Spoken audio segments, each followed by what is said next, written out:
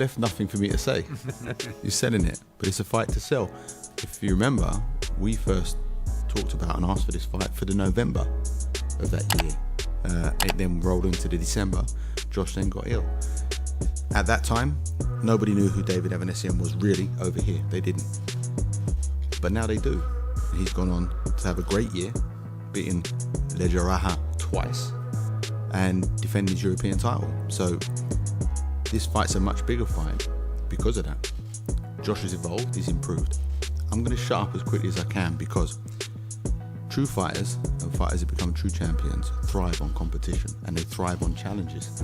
And it's when you put challenges in front of the talented fighters and the genuine fighters, they rise to the occasion.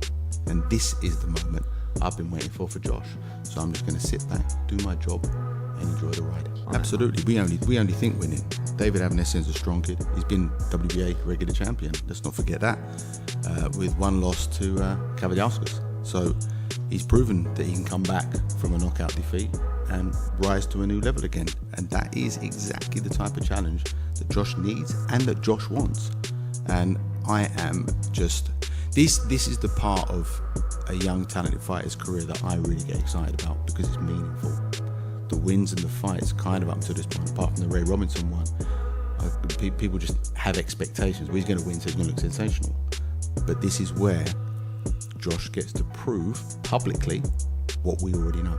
But there's been a lot said on social media, and I'm sorry for taking centre stage here, because it probably will do, because there's 7 fighters on here who deserve a lot more respect than I'll ever do for what they do in their careers. The facts that matters is Booth's a conman. Don't believe his silky talks and the way he's speaking, and believe everything he says.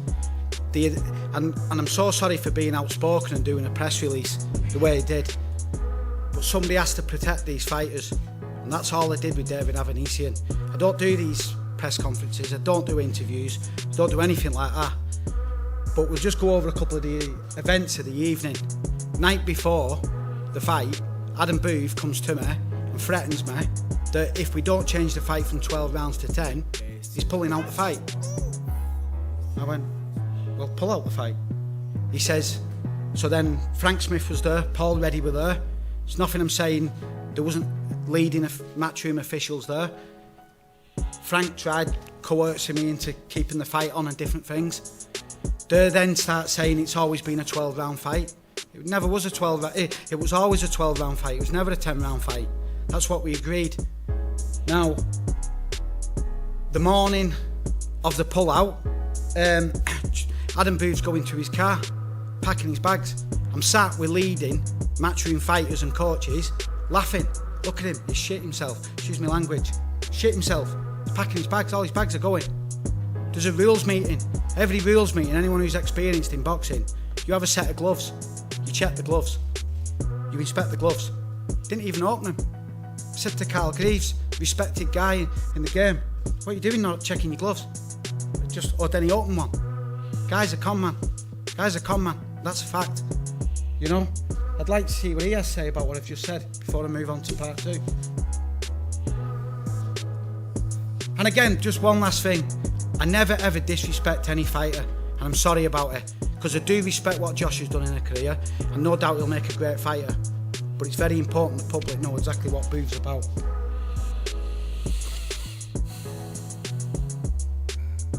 Do you want to go on to part? Is that no comment, yeah? Q&A session for you, son. No, not at all. But you're full of shit, Adam. That's what it is. Secondly, Eddie promised us the return of the fight. So we said, okay, no problem. Get hold of Eddie. And lead him, we was going for March in Newcastle. We was going. Eddie weren't responding. Matchroom weren't responding. They'd respond a couple of times. They'd say, yeah, we'll have a date this week, we'll have this. The top of the bill in the North East, a matchroom fight, and I don't want to start bringing other fighters in, had tweeted that Josh Kelly's pulled off the bill. Josh is then saying that we're moving on to a more glamorous fight. It's full of shit. It's not. I got tired of asking by email and asking for the fight. What do you do when a kid pulls off a bill when you schedule for it? You know? listen, I will respect Josh Kelly when he gets in the ring with David Avanesyan. And that's it. You know? Is there anything you got to say about what I've said? Me? Yeah. Oh, me? Yeah, I think some of what you say is correct, but I'm more interested in the fight. I think there's a lot of comments to be made around the situations. I can tell you from this side, Josh Kelly and Adam Booth have asked me to make this fight with you. And they're in this fight. They're taking part in this fight. They're in front of you. So the past is the past.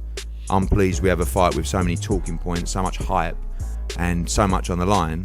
Now I want to hear from you on the fight. Yeah. Because it worries me that you think they might not turn up for the fight. I am concerned that they won't turn up. You know? Like if I were managing Josh, I wouldn't be taking Avanesyan. We're not talking 38, 39-year-old boxer who's had his best days. You're talking a kid who's in the best form of his life, who's hungry, whose total desire is to provide for his family. And that'll be with beating Josh Kelly. Last thing I want to say on the past.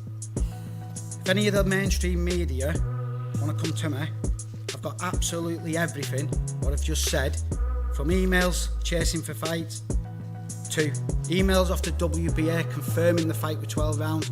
I've got everything in black and white. Anybody's free to see it. I will do an exclusive with someone after, because I know Adam will release his own later.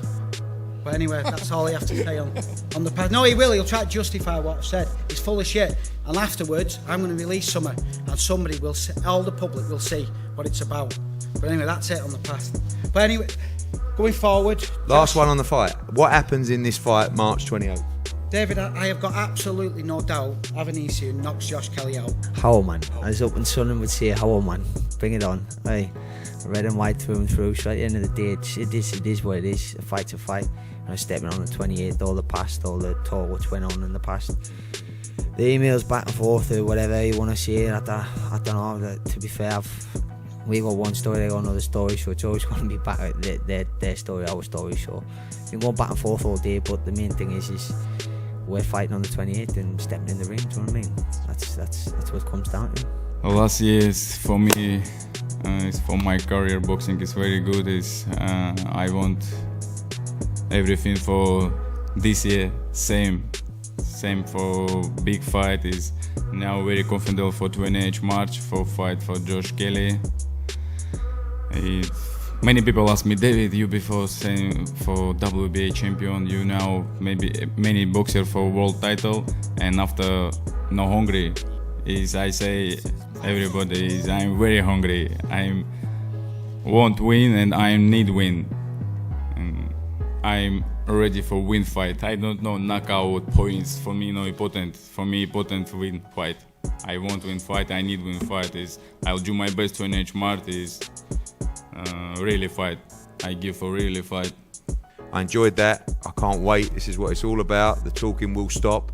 The two men will get in the ring, have a pivotal moment in their career. Do not miss it. Plenty of announcements coming over the next... Sorry? I have a present for Adam. For me? For Adam. Oh, for Adam. Yeah. There's been a lot of, I don't know, serious stuff said today. So let's finish on humour. I have a present for Adam. He has a lot of problems in life. So I've got, because it's relevant, there you go, Eddie. And I've also got some condoms to stop him pulling out. Here he has problems in boxing and outside of boxing. Give them to Adam, yeah? And after it, we'll say no more. Enjoy March the 28th, yeah, Adam? Yeah, that's very good. How long did it take you to think of that? The small as well then, mate, yeah? How long did it take you to think of that one? How long did it take what? How long did it take you to think of this joke here? Oh, it just come, natural. Really? Yeah. Did you just happen to find these at the table, did you? No, I brought them. I know you love me, Adam, that's what it is. You did a very good job. Well done, son. Ladies and gentlemen, we can't wait. March 28th, O2 Arena, live on Sky Sports, live on DAZN across the US. Be there, tune in. Thank you for coming.